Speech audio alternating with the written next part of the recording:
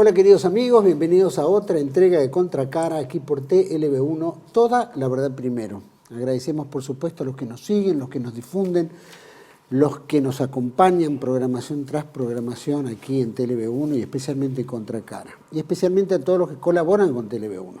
Para todo nuestro agradecimiento, los pocos que lo hacen, pero invitamos a muchos que puedan seguir ayudando para que TLB1 siga en el aire y pueda, como siempre hacemos, transmitirles toda la verdad primero.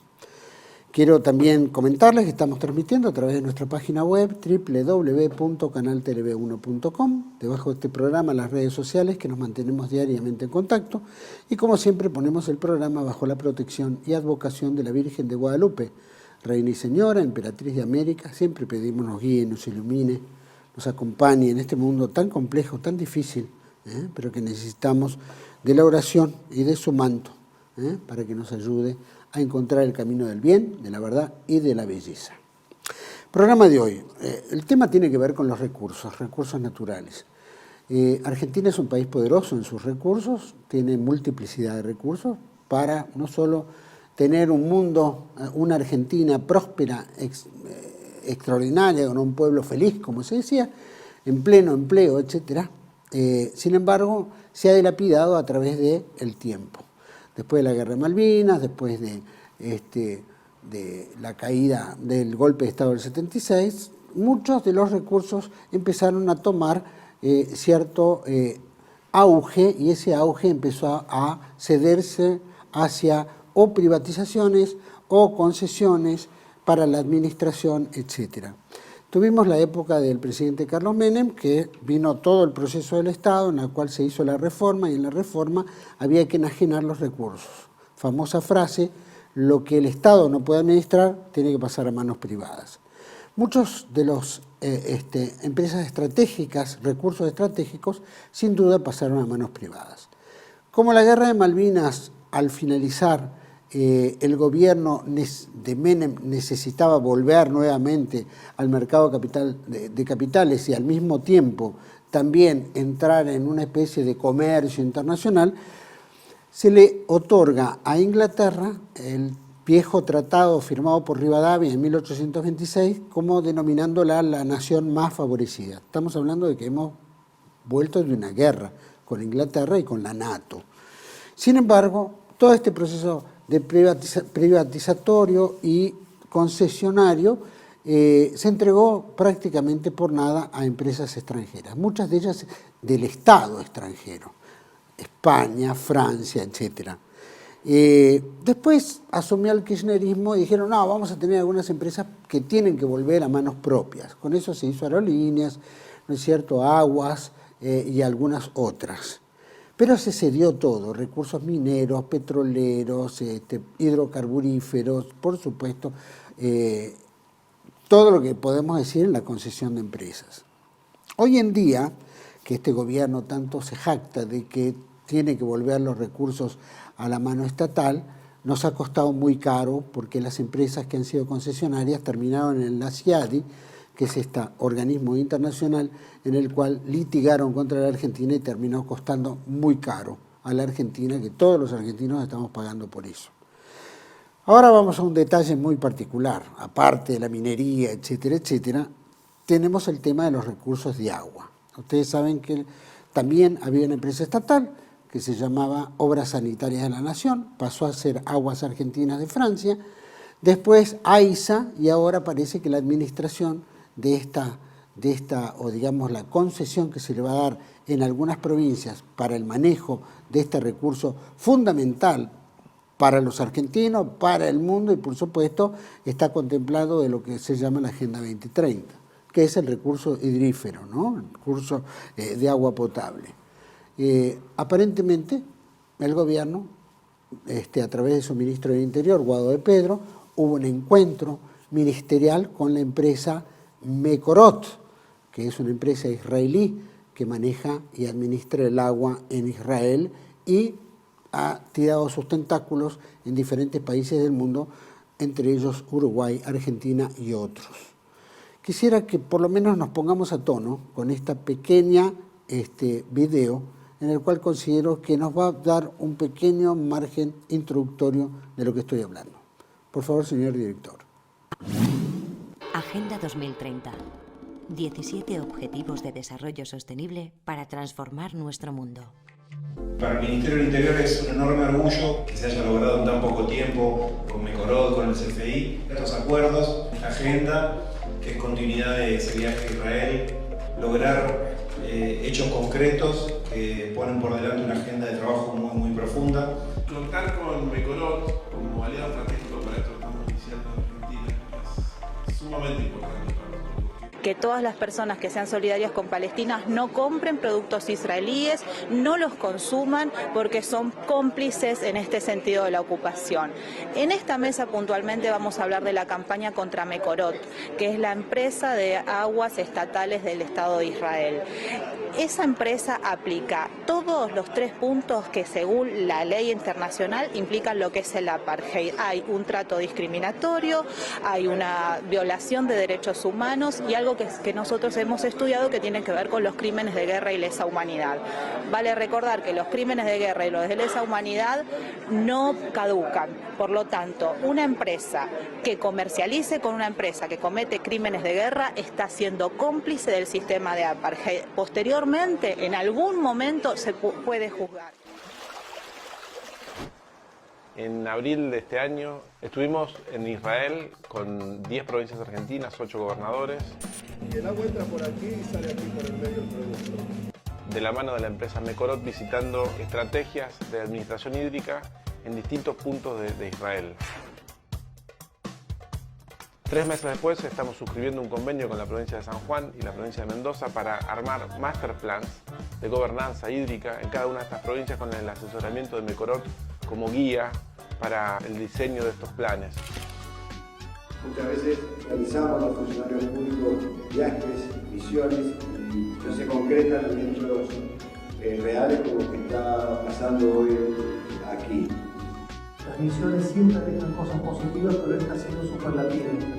Y de destacar el trabajo del CFI, que empezaron a armar proyectos que tienen que ver no con la gestión de un gobierno, sino con la necesidad de la Argentina.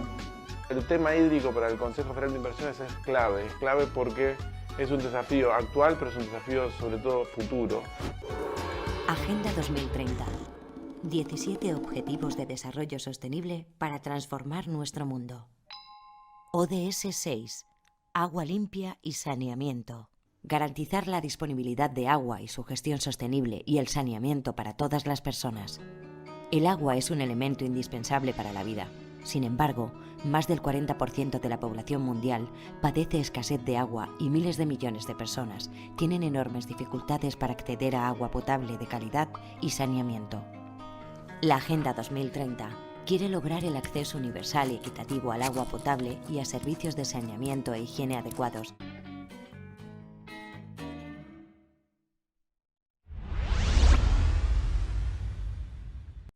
Bueno, interesante el tema. Me gustaría discutir un poquito sobre esta situación de si realmente tiene que venir una empresa extranjera administrar, ¿no es cierto?, recursos de los cuales nosotros podemos hacer. Para mí es un gusto compartir el programa con un investigador, articulista, analista político e hispanista. Para mí es un gusto compartir con un gran amigo, Gabriel Fossa Rubechi. Gracias, Gabriel. Bueno, muchas gracias, Juan, por invitarme nuevamente a tu programa y a tu canal, que es muy exitoso y que se ve en toda Hispanoamérica. Así que, bueno, el agradecimiento es mío, ¿sí?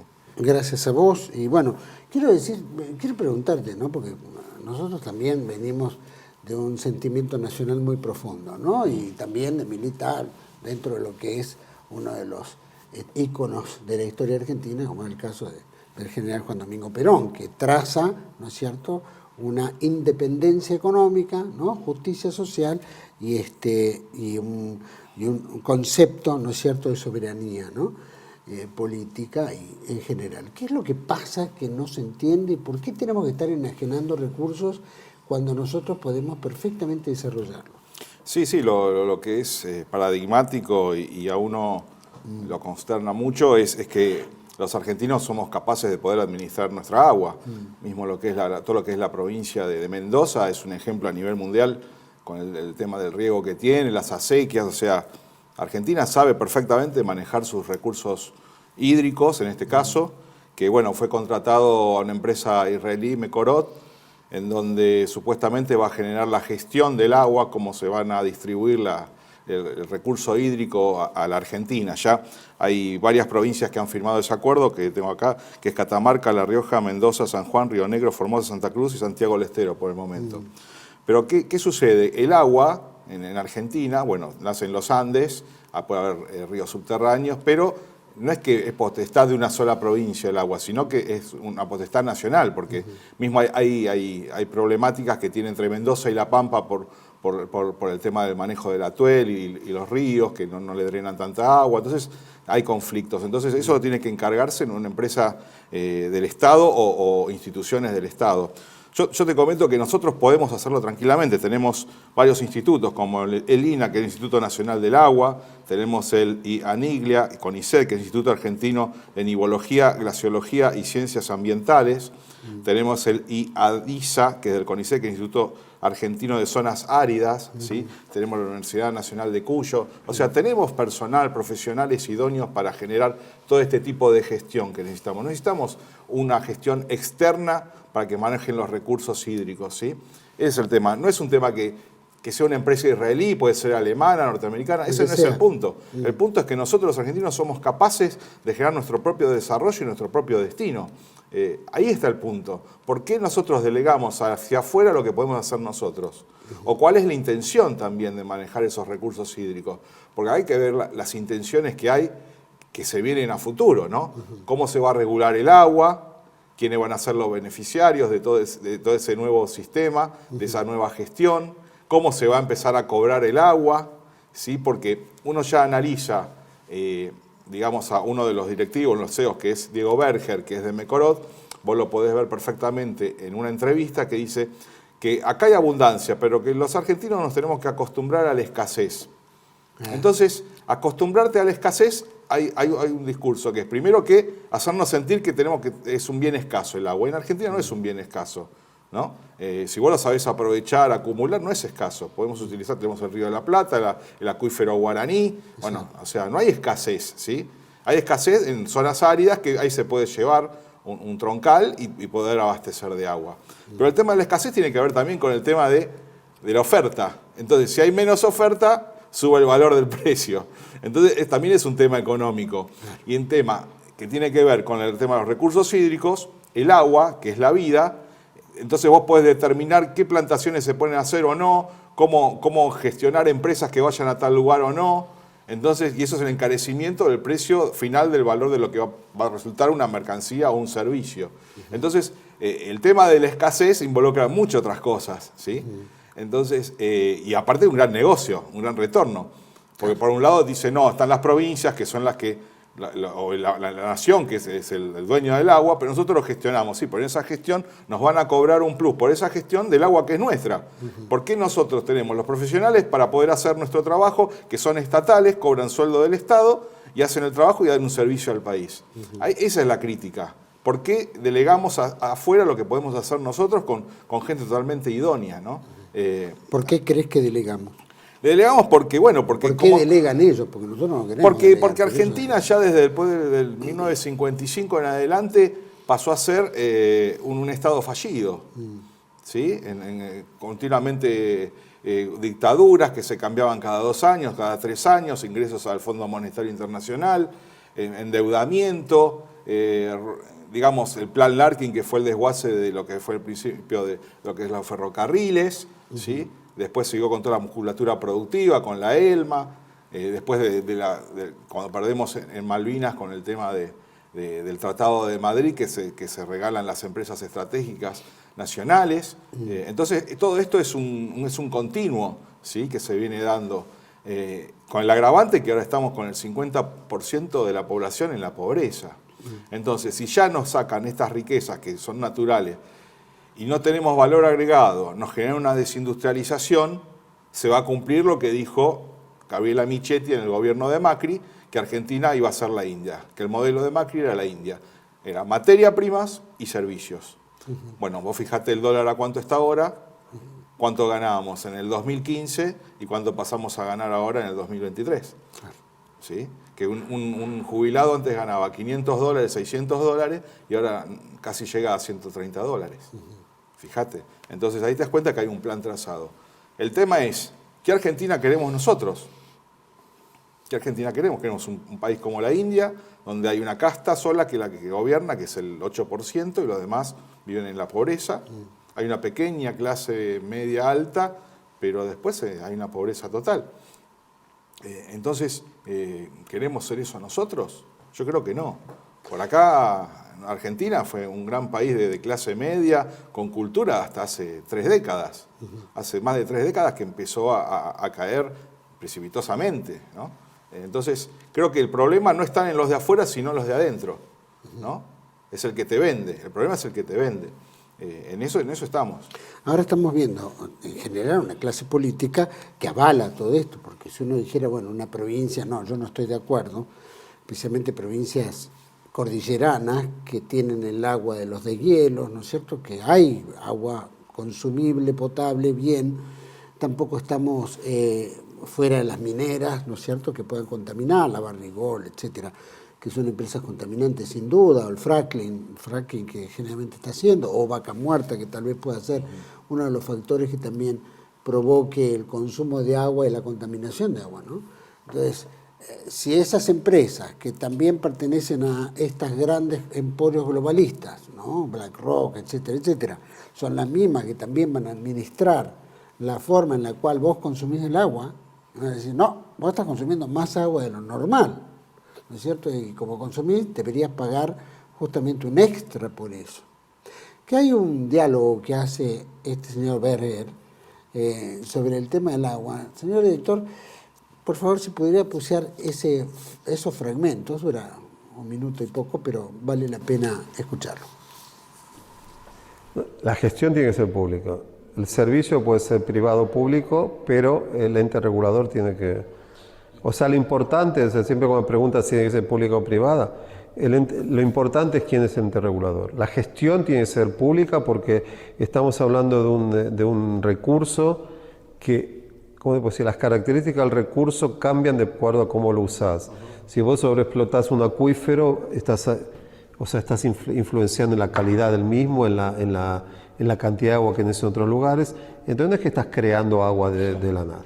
Entonces, por eso tiene que ser a nivel digamos, nacional o provincial, tiene que decidir cuánta agua usar de cada lado. Eso es obvio. El asunto de prestación de servicios puede ser privado o público, pero tiene que haber un ente regulador que le exige al prestador de los servicios ser más eficiente. Pero si vos no tenés los recursos financieros, siempre vas a tener el mismo problema de dónde vas a hacer proyectos nuevos. Entonces, o sea, 30% de la cuenta del agua en Israel es para proyectos nuevos. Los proyectos nuevos se pagan de ahí. Estamos hablando de 700 millones por año, de dólares. O sea, es mucho dinero. Y cada vez, o sea, hay que hacer siempre obras para poner nuevas plantas de desalinización. Hay un montón de cosas que hay que hacer. Y de ahí viene el presupuesto. Yo te dije que el sector hídrico es cerrado. ¿Qué quiere decir? Que la cuenta de agua tiene que cubrir todos los costos más los costos de inversión futuros. Entonces, eso está bien. Esa fórmula vos la podés dividir de muchas formas, porque los costos son unos. Es uno el costo. Sí. Después, ¿cómo querés que pague la parte doméstica y cuánto paga el agricultor? O sea, hay tarifas por distintas, ¿cómo sería? Escalonadas, pero esa división no existe una sola, o sea, se puede hacer de muchas formas. El asunto es que se llegó a un equilibrio, porque normalmente yo creo que hay y siempre alguna vez, creo, no sé si con vos conversé sobre eso, que en América Latina siempre se habla del asunto de que hay que dar agua a todo el mundo, y yo creo que todo el mundo tiene que recibir agua, pero nunca se habla de la segunda parte de esa ecuación, que es que la gente tiene que usar el agua de una forma, consciente y no derrocharla. El costo o el precio del agua no es una multa que le está dando a la persona. Es una herramienta de gestión. Porque yo digo, bueno, si una persona no puede pagar, le puedes dar una cantidad de agua gratis. En Israel hasta 3,5 metros cúbicos por persona por mes, pagamos $2 metro cúbico. Si usás más de eso, tenés que pagar 4. ¿Por qué se dividió ahí? Es por un asunto de ver cómo haces para regular el consumo. Pero si alguien no puede pagar, le puede decir, bueno, hasta los 3,5 te lo doy gratis. Pero si usás más de lo que tenés que usar, bueno, pagá. O sea, entonces hay una diferencia entre que a la gente de aquí lo están multando con el agua, con el precio del agua, y no es así. Y bueno, el sinceramiento es lo que te dije que tenemos que para empezar, porque digo, es el proceso como un tratamiento psicológico, ¿no? El primero es aceptar cuál es la situación. La confianza es fundamental porque, como estamos hablando a 30 años, no se puede hacer nada es como decir invertir ahora, ¿y quién va a querer invertir si a 30 años nadie te cree? O sea, en Israel se hicieron muchas cosas al principio de Israel para que el sector agrícola confíe en el gobierno. Siempre vimos, bueno, acá estamos escuchando, ¿no? Lo que consideran ellos que debería en un lugar como Israel, que debe ser mucho más dramático conseguir agua, que donde divide el consumo urbano al agricultor, etcétera, cuando en realidad acá cualquiera, en cualquier lado de la provincia, hace un pozo y saca agua, ¿no es cierto? No necesita estar pagando ni mucho menos y es responsable de cómo hace, ¿no es cierto?, la distribución de agua no solo para el consumo, sino también para el riego, ¿no? Pero, por ejemplo, está hablando, ¿no?, que deberían acceder algunos a agua gratis hasta cierto punto, ¿no? El agua es un bien del Estado, es un bien de la patria, es un bien de los argentinos. ¿Quién es quién para decir cuánto tenés que consumir o no? ¿No? Eso por un lado. Otra, por ejemplo, yo pago de aguas en mi departamento, que supuestamente son todos por metro cuadrado, porque acá no ponen medidores porque si no perderían plata, ¿no? La empresa ahora estatal, que probablemente será pero pago $7, él no está hablando de $2 para consumo, ¿no? Estamos hablando de acá, donde el dólar es altísimo, donde acaba de decir que un jubilado tiene $120, ¿no es cierto? Entonces, si esto entra a manipular el agua de los argentinos, escúchame, esto va a ser tremendo, especialmente en las urbes, y cuánta atención se le puede dar en el interior, ¿no? Gente que tiene campo. Sí, no, acá el tema es, primero que comparar Israel con Argentina son dos cosas diferentes. Claro. Ellos tienen un tema de desierto, entonces también hay un tema que en Israel el agua se aprovecha del río, donde se generan embalses, y lo que es increíble, vos vas a Israel y, por ejemplo, la parte de la parte donde están los israelíes, no el lado palestino, es un vergel de agua. El lado palestino parece un desierto. Claro, porque el agua prácticamente lo acopia todo Israel, claro, y encima los palestinos tienen que pagar 2 veces más el valor de lo que paga un israelí en Israel. Entonces, también está el manejo del control del agua como recurso hasta geopolítico, ¿no? Entonces, es totalmente diferente lo que está proponiendo Diego Berger con lo que es la situación en Argentina. En Argentina no tenemos escasez de agua, tenemos el estuario que es el Río de la Plata, más todos los Andes, o sea, la distribución con poco realmente se puede llegar a hacer muchísimo, con un buen sistema de gestión, pero hecho por empresas nacionales, por organismos estatales nacionales que los tenemos. Pero el tema de hablar de la escasez es generar una idea fuerza de que tenemos que pagar el agua que Dios nos da, porque si hay algo que... El agua es una riqueza del mundo, y en este caso bueno, somos privilegiados los argentinos, y bueno, y si estamos en abundancia, bueno, estamos en abundancia. Es como decir, entonces que los árabes, o me acuerdo en Libia, Arabia, pagan ni siquiera 50 centavos de dólar y llenan un tanque de petróleo. Que si se regirían por eso, tendrían que pagar igual al precio internacional el barril, y no lo pagan. Entonces, ¿por qué nos quieren llevar a un estado de escasez cuando hay abundancia? ¿Sí? Yo estoy de acuerdo que hay que administrar, porque acá, atrás de todo esto, el tema de la escasez, ¿qué es? Las mineras consumen millones y millones de litros de agua pura, mineralizada, que no la pagan. Lo que está sucediendo ahora en Uruguay con UPM, con las pasteras, Uruguay se quedó sin agua porque la pastera consume millones y millones de litros de agua y los uruguayos están, al haber un poco de menor drenaje del río Paraná o el río Uruguay, claro, la chupan prácticamente todas las pasteras, más todo el tema de la forestación, entonces genera un caudal de consumo que no nos llega a la ciudad. Pero vos fíjate cómo las multinacionales consumen millones de litros de agua pura y no la pagan, porque si tendrían que pagar el costo del agua, de lo que realmente saldría, no podrían hacer una inversión de explotación. Entonces, atrás de toda esta gestión, es que vos tengas, no sé, 10 metros cúbicos de agua por mes, y vengan las mineras que necesitan millones de litros de agua, no paguen absolutamente nada, con regalías del 3% de exportación, y después el Estado le reintegra el 1.5%. O sea, se están llevando los minerales gratis, se están llevando el agua gratis, que tendría que pagar millones de dólares por ese agua que consumen, en decremento de la población nativa, que vos vas a Catamarca, a La Rioja, y de sus grifos sale marrón el agua. Porque las mineras están explotando prácticamente todo el agua, toda la parte hídrica.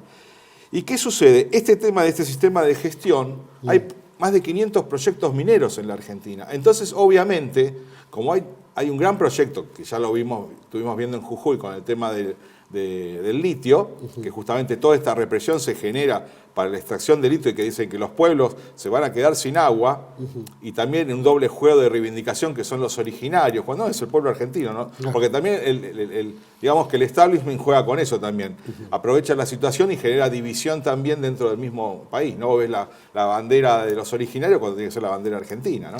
Pero está la misma empresa que es la misma empresa, del litio, exactamente. Negocia tanto con los pueblos, los que llaman pueblos originarios, el pueblo que sé yo, y también con el gobierno. O sea que cualquiera que esté peleado gane, siempre va a negociar con el más el negocio. El problema es que el agua es la vida, ¿entendés? Y los argentinos estamos dispuestos a entregar nuestra vida, nuestra agua a empresas que se llevan todo y nos dejan contaminación.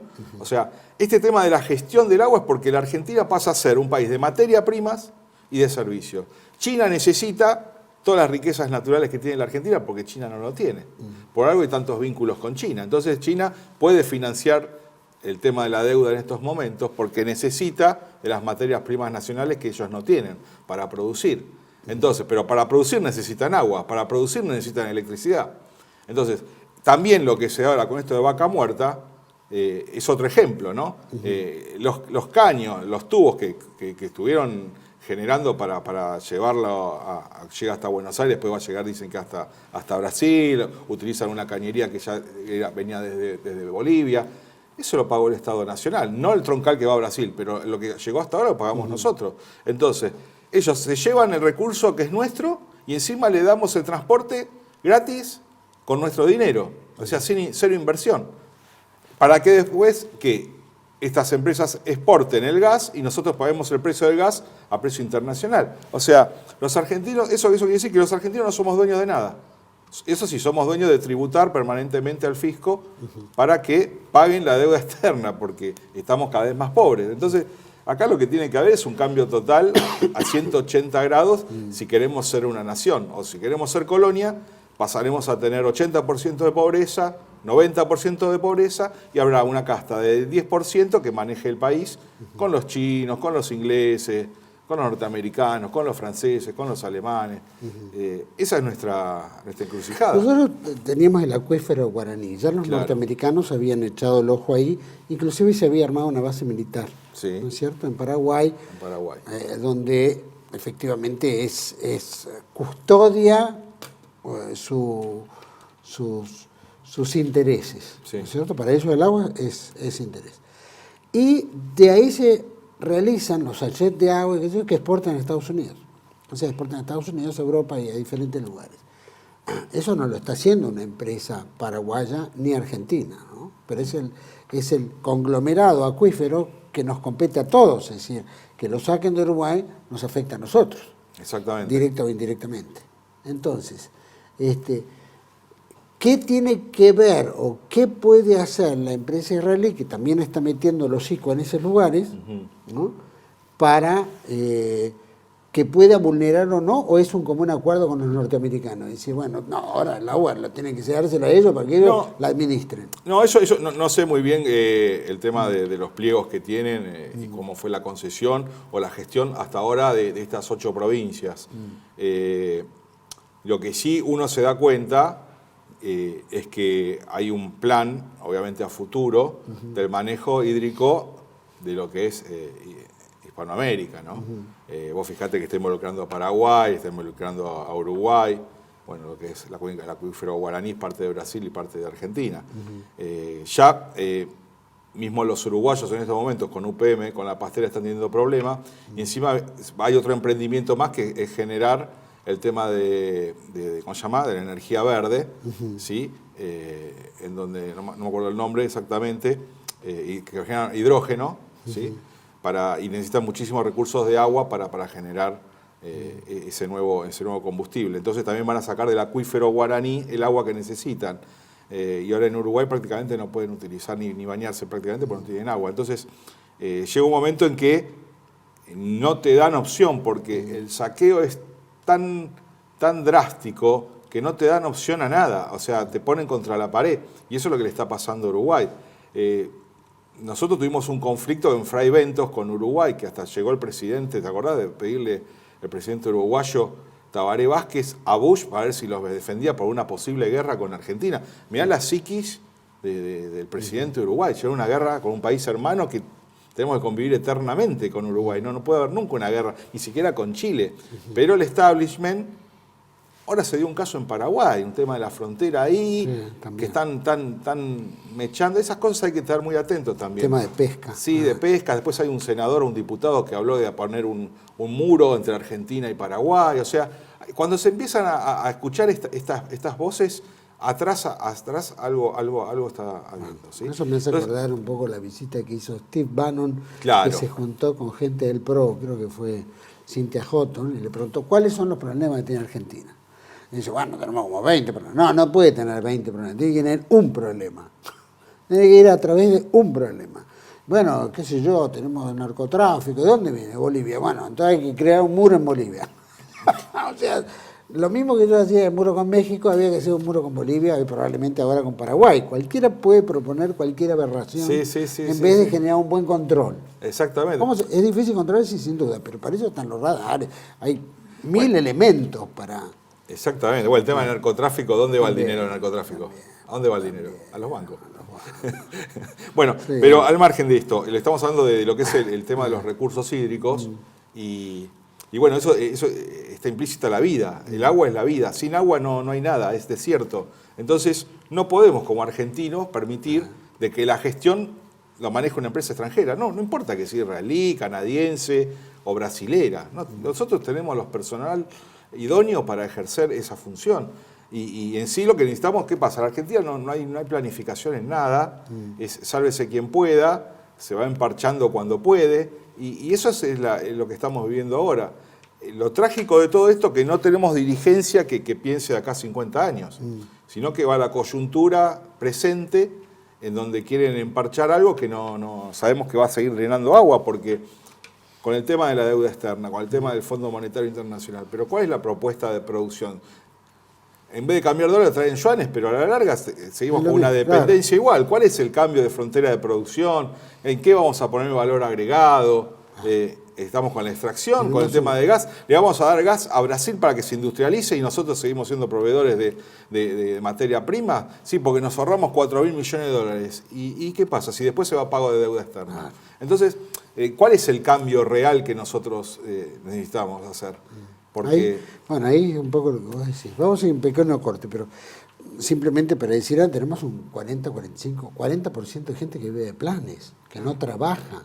Es decir, hay mano de obra, que esa plata que se está utilizando para eso podría ser un salario un poquito mejor, no estar pidiendo plata y pagando intereses, ¿no es cierto? Y estar produciendo algo que el mundo necesita. Y nosotros, como bien dijiste, tenemos múltiples elementos que el mundo necesita, ¿no?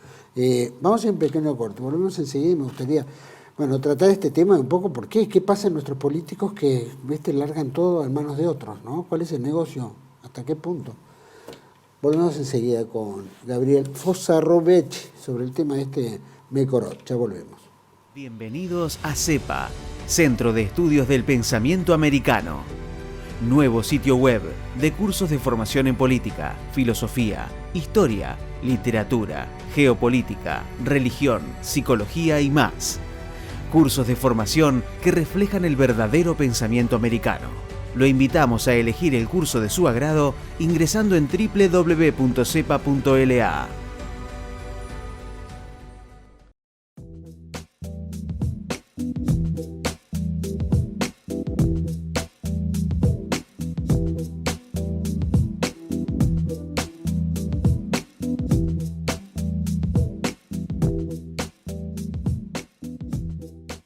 Decir siempre la verdad primero tiene un precio. Dependemos de tu ayuda. TLB1, toda la verdad primero.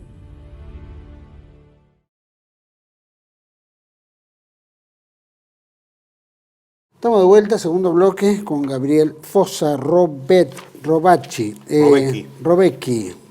Gabriel, quedó medio en el bloque anterior. ¿Qué pasa? ¿Qué falencia tenemos? ¿O qué entreguismo? ¿O es la globalización? ¿O es el endeudamiento? ¿Qué es lo que hace que los nuestros, en vez de emplear a los nuestros, le entregan a otro? La administración de algo que podemos hacer perfectamente nosotros, que somos buenos para eso. Bueno, esta entrega viene desde hace mucho tiempo, lo estábamos hablando anteriormente, ¿no? Cómo se generó una Argentina desindustrializada después del 76 en adelante, en donde justamente vos estabas hablando que el 40% de la población para poder trabajar están con planes de trabajo, entonces que son fomentados por el Banco Interamericano de Desarrollo también, ¿no? El Banco Mundial.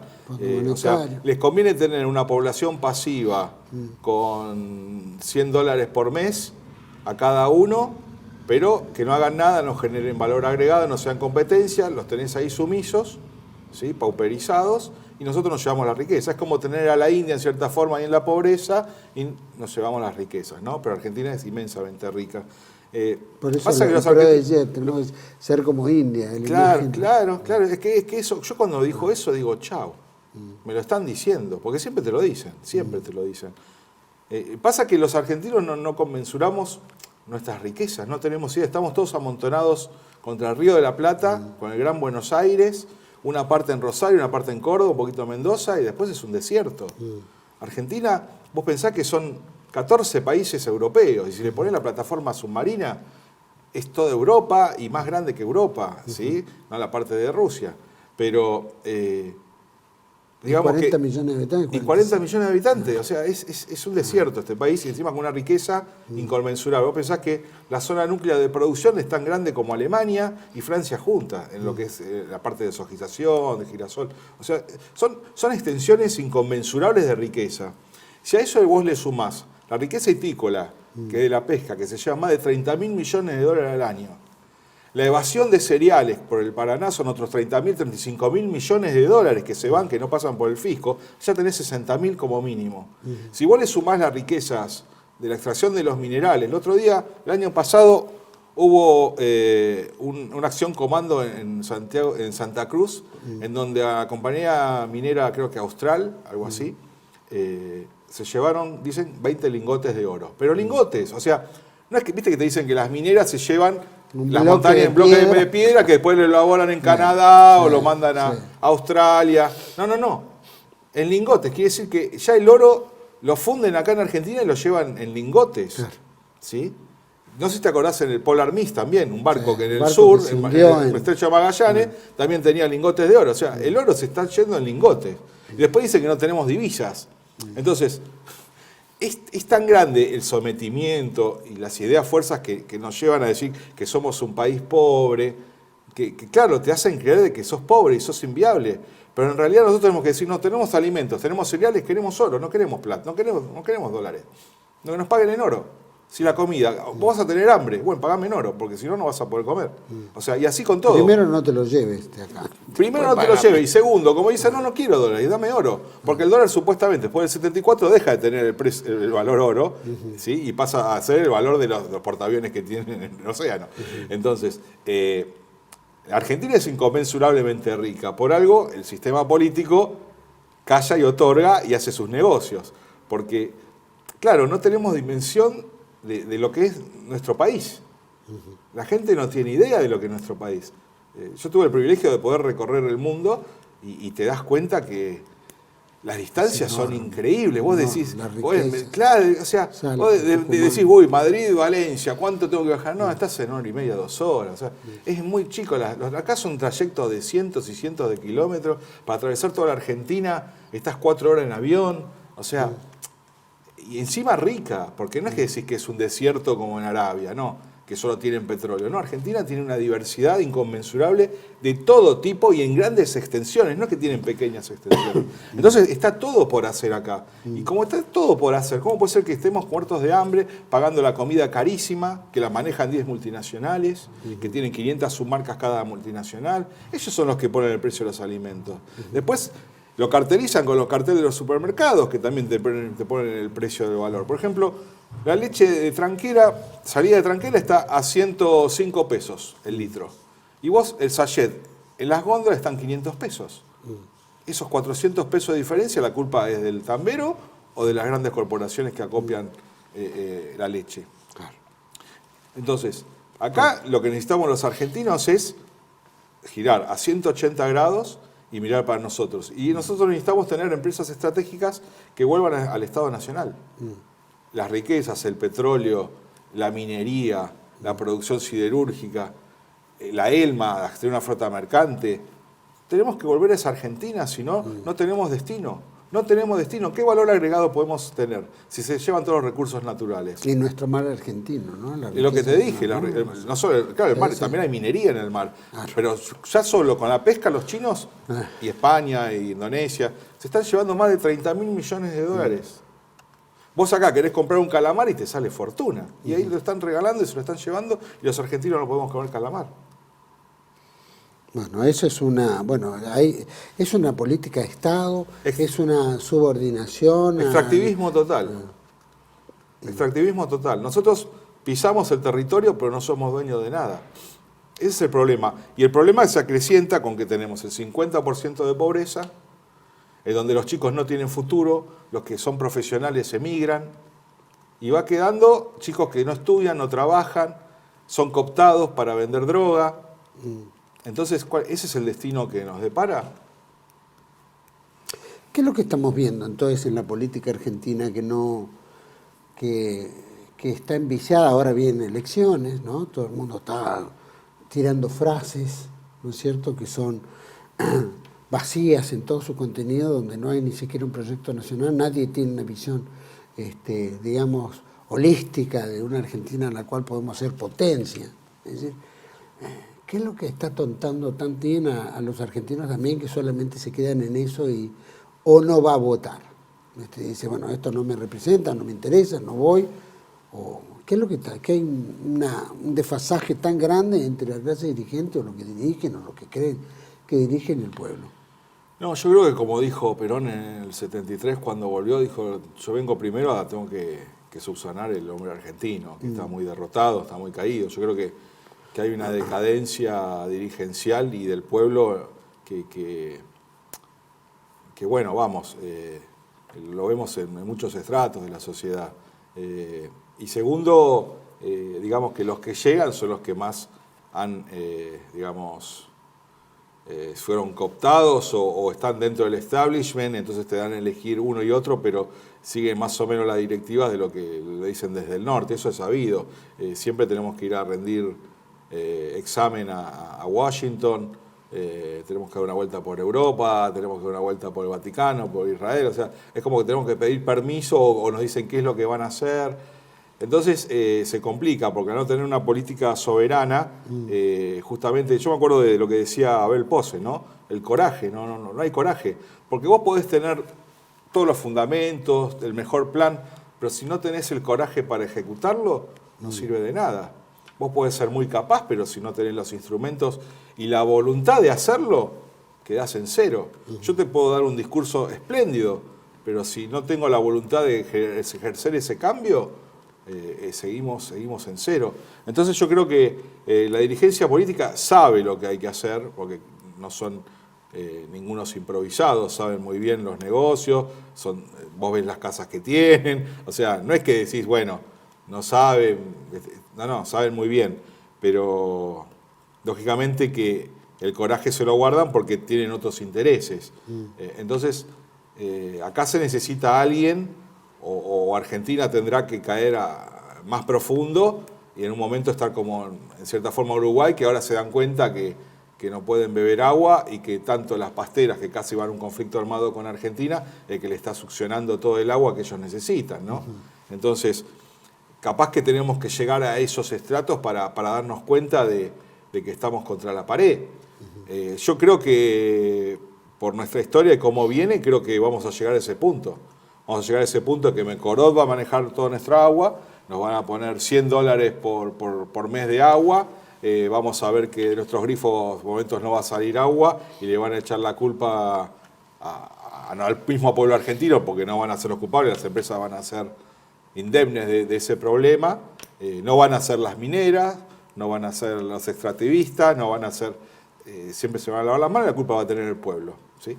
Entonces yo creo que falta coraje, a nuestra dirigencia le falta coraje, decir, usar la empatía de lo que es la comunidad, ¿no? Se perdió la idea de la comunidad, que uno no puede ser feliz entre infelices, o sea, ¿de qué te sirve ser rico como en un castillo rodeado de pobreza, que uno puede salir por tu casa que te matan? Y eso lo estamos viviendo muy cerca en el conurbano, entonces yo creo que falta esa empatía y decir, bueno, hasta acá llegamos, estamos en una decadencia total. Te puedes dar cuenta de lo que pasó en Honduras, Bukele. Honduras era, pero el lugar más violento del mundo, donde las maras, El Salvador, donde controlaban las maras todo el tejido social y productivo del país, donde los hombres, vos tenías una hija de 12, 13 años, se la llevaban, decías, me llevo a tu hija, y se la llevaban, y te la devolvían un mes destrozada, y te mataban, y te hacían vender droga. Bueno, Bukele dijo, bueno, el estado de excepción se terminó, fueron buscando con inteligencia a las maras y están todos presos. Y ahora en El Salvador caminan tranquilamente. Bueno, ¿ahí qué fue lo que sucedió? Hubo alguien que determinó y que tuvo coraje de cambiar la situación porque no se podía vivir ya. Tuvieron guerra civil más las maras, o sea, un estado inviable. Bueno, Argentina no tiene maras en estos momentos, pero está siendo bastante inviable en muchos aspectos. Así que creo que lo que se necesita es coraje, una dirigencia que tenga coraje y que quiera realmente apostar a la patria. Si no, realmente Argentina va a ser balcanizada, va a ser dividida, van a comprar territorios por deuda externa.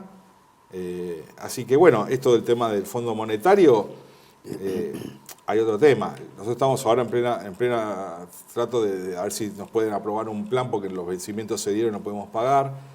Pero resulta que vos vas a un banco y te estudian si tenés propiedades, cuáles son tus ingresos y vas a poder pagar. Pero vos pedís un crédito, 50.000 millones de dólares, en donde los que te prestan saben que no vas a poder pagar y te ponen plazos que no hay forma de cumplirlo. Entonces, ¿de quién es la culpa? ¿Del que presta el dinero o el que lo va a pedir? Si vos tenés un gerente, vos sos dueño de un banco, y vos tenés un gerente que presta el dinero del banco a una persona que sabés que no puede pagar, a ese gerente lo echás. Bueno, en el Fondo Monetario no pasó nada de eso. Encima rompiendo con las cláusulas de que no pueden prestar hasta X monto y triplicaron el valor de lo que prestaron. O sea, están en contra de sus propios protocolos de préstamos. ¿Sí? Entonces, bueno, acordémonos, original, en la época militar, sin Congreso, se endeudó el país y eso significó, ¿no es cierto?, una renegociación permanente, ¿no es cierto? Y bueno, pero ellos lo pueden hacer. Quiere decir que el objetivo de ellos, ¿qué es? Prestarte primero para endeudarte, segundo para que le pagues a los acreedores y tercero porque mañana se quedan con tu casa. Claro, ¿no es cierto? Claro. Porque el objetivo pasos fáciles para terminar bajo el yugo de ellos. Bueno, ahí está el objetivo, ahí está la hipoteca. En realidad, te dicen, firman un contrato de préstamo, el pueblo argentino no puede pagar, pero la hipoteca son los territorios, la hipoteca son los recursos naturales, obviamente. Ahí está el valor del préstamo, ¿sí? No en la capacidad que tiene Argentina de pagar, sino la capacidad argentina que tiene de extracción para recuperar esa supuesta inversión. Por eso terminamos cumpliendo las normas, ¿no es cierto?, ideología de género, etcétera, etcétera, todo esto que se va imponiendo a través de la aprobación de cada préstamo. ¿Qué podés decir con relación, viste que se aprobó el año pasado, el anteaño pasado, la instalación de un radar, ¿no es cierto?, en Tierra del Fuego, ¿no?, en la provincia de Tierra del Fuego? Aparentemente ese radar era aprobado por, ¿no es cierto?, el gobierno argentino, decían que era una empresa norteamericana, terminó siendo una empresa inglesa, ¿no?, o británica.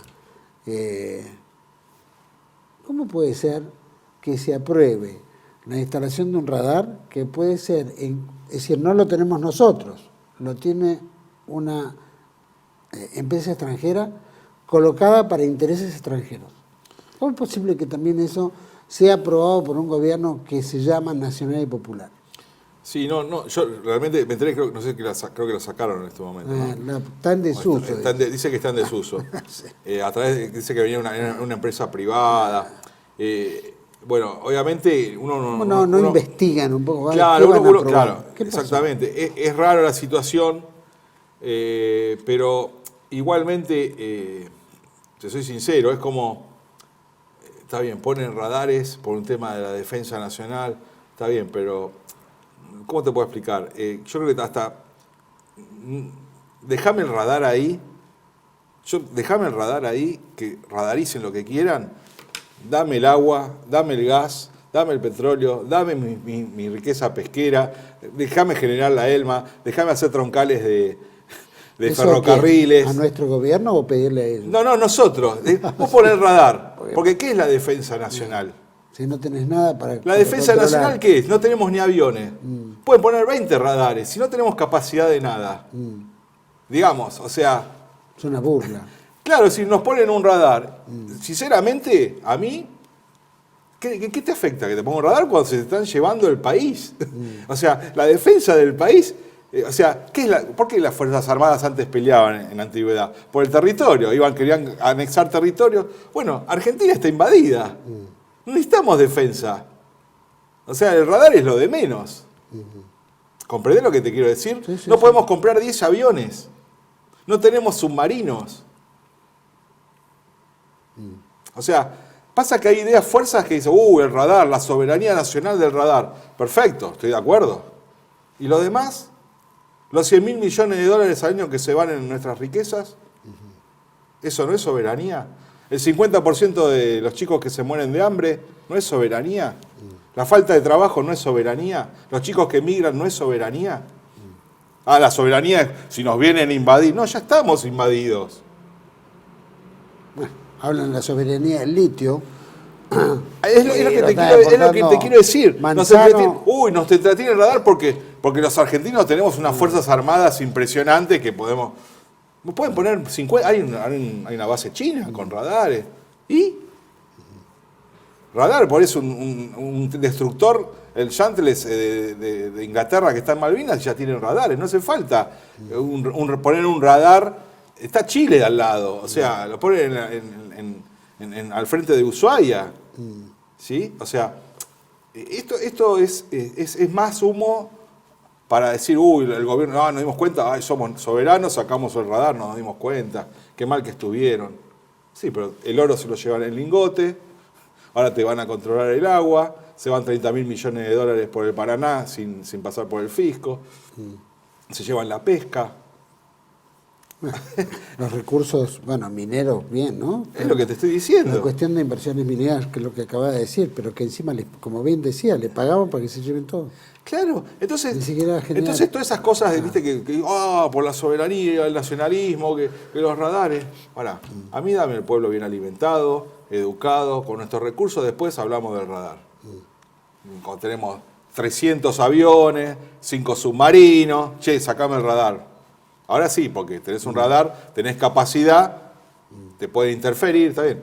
Pero mientras tanto, por más que pongan el radar, ¿qué puede hacer las Fuerzas Armadas Argentinas? Te ponen sacan el radar, ¿cambian algo? Nada. Si no tenemos nada, inclusive, esos acuerdos impunes, el acuerdo de Madrid y tanto. Tremendo. La verdad que claro, prioridades España no tiene prioridades. España hacen el último submarino silencioso, hiperpotente, no tiene tasa de natalidad. Se está llenando en Europa se está llenando de inmigración que lamentablemente ellos mismos, Europa, generó para que esto suceda, vamos a ser claros, pero las Fuerzas Armadas están en la defensa de ¿qué? Te están invadiendo el país, te están cambiando la civilización. Y piensan que las Fuerzas Armadas están para tirarse tiros contra el otro. No, la guerra pasa por otro lado. La guerra es dependencia económica, control de los recursos, control del trabajo, división del trabajo. La guerra armada es el último recurso. Tremendo. Gabriel, te agradezco muchísimo. La verdad creo que ha sido muy rico. Podemos seguir hablando de este tema, pero sería redundar. Pero te agradezco muchísimo por haber estado acá en Contracara, haber enriquecido, bueno, tratar este tema que creemos muy importante. De suma importancia. Para el concepto soberano, ¿no? No, gracias a vos por invitarme y por dejarme decir lo que pienso, lo que siento y poder, en todo caso, sacar algunos velos que tenemos o ideas, fuerzas que no nos dejan ver, ¿no? Nos preocupamos, como te digo, por este radar y nos damos cuenta que se la están llevando por otro lado, ¿no? Sin duda, sin duda. Muchísimas gracias. No, gracias. A todos ustedes, gracias por acompañar. Por supuesto, ahora están viniendo las elecciones, ¿no es cierto? Uno tiene que tener el concepto, ¿no es cierto?, de que, bueno, es la oportunidad donde no hay que, le estamos dando de comer al chancho, ¿no? Le estamos dando de comer para que el chancho siga y no estamos exigiéndole a los políticos qué es lo que tienen que darnos, para eso les damos la administración por 4 años del Estado, ¿no? Y que lo único que hacen son negocios, hacen contratos secretos y tantas cosas que están ocurriendo que es para el bien de todos, pero parece que es más para el bien de ellos y para el bien de los acreedores de la Argentina que en realidad para el pueblo argentino. Esto lo vienen haciendo hace mucho tiempo, ¿no? La pregunta es, ¿la culpa es del chancho o quién le da de comer? ¿De quién? ¿No? Que nos venden, como bien dice Gabriel, estas cuestiones de que encontramos el radar y entonces, bueno, aplicamos la soberanía porque no dejamos que el radar emita. Pero mientras tanto tenés buracos en todos los lugares para que se lleven todo lo que hay y no producen nada. Aparte lo estamos viendo en el mismo gobierno, ¿no? Digo este gobierno, el anterior, esto es una cadena que viene dándose desde el 76, como bien planteó Gabriel. El tema es que, pues, ¿cuál es no? ¿Qué hacemos nosotros? ¿Qué pasa que no despertamos? ¿Qué pasa que no reaccionamos? ¿Qué pasa que no le pedimos cuentas, no? Debería estar el juicio de residencia también, ¿no? Para ver no solo la que se llevan, sino para evaluar la administración anterior. Después, no, es un tema de, no te gusta, tenemos que esperar 4 años a votar al otro, y el otro va a ser estar sin vergüenza y tenemos que esperar otros 4 años. Entonces son 4 años de 4 años y se nos va la vida. Y mientras se nos va la vida, el país se fue entregando, la soberanía se fue perdiendo, nosotros nos vamos preocupando en cómo sobrevivir, estamos corriendo a la coneja, ¿no es cierto?, en vez de poner una vida sana, es lo que se planteaba, ¿no?, durante el peronismo, ¿no?, un pueblo feliz, un país independiente, ¿no?, una justicia social real, ¿no?, no una dádiva de un plan, sino que todo el mundo trabaje. Son épocas en las cuales creo que todavía no hacemos pie y deberíamos empezar a hacer pie para darnos cuenta que esto tiene que cambiar, porque el futuro cada vez es más incierto y el futuro es cada vez más negro. Lo está viviendo Europa, lo vamos a vivir nosotros. Se van enanejando todos estos recursos como el tema del agua, un recurso fundamental. Para eso está el Estado, para eso nosotros tenemos el Estado, para eso hay dinero del Estado, para hacer las obras correspondientes, para eso se cobra por el consumo del agua, para que se hagan las obras correspondientes, ¿no es cierto? Y tener el agua que se me cante la gana de tener. ¿Por qué tiene que venir una empresa extranjera y decir, no, usted está consumiendo de más? ¿Qué? ¿Pero dónde estamos? ¿No es cierto? Lo único que falta es que uno haga un pozo en el campo y venga alguien y le diga, no, usted está usando el agua del que pertenece a un sector del agua que corre por abajo y que también la estamos sacando en la ciudad. Y esa la tenemos que cobrar nosotros, porque para eso está la empresa israelí. Pero lo mismo con todas las empresas que están pasando acá. Algún día, qué sé yo, habrá que ponerle un coto a estos políticos.